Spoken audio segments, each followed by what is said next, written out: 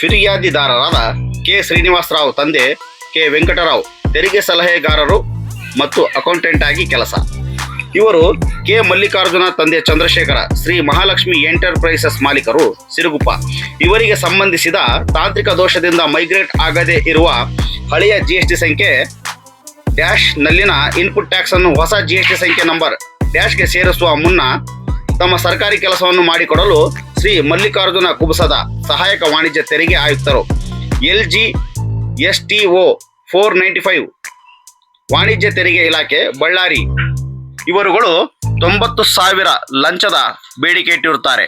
ಈ ದೂರಿನ ಮೇರೆಗೆ ಬಳ್ಳಾರಿ ಲೋಕಾಯುಕ್ತ ಪೊಲೀಸ್ ಠಾಣೆ ಅಪರಾಧ ಸಂಖ್ಯೆ 8/2026 ಕಲಂ 7A PC ಆಕ್ಟ್ 1988 ತಿದ್ದುಪಡಿ ಕಾಯ್ದೆ 2018 ಪ್ರಕರಣ ದಾಖಲಾಗಿರುತ್ತದೆ.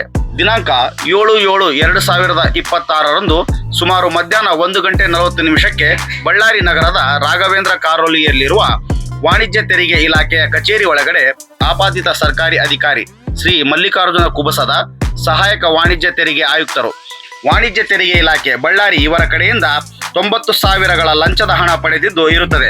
ಇವರನ್ನು ಸದರಿ ಕಚೇರಿಯಲ್ಲಿ ದಸ್ತಗಿರಿ ಮಾಡಿದ್ದು ಅವರಿಂದ 90,000 ಲಂಚದ ಹಣವನ್ನು ಜಪ್ತಿ ಮಾಡಲಾಗಿರುತ್ತದೆ.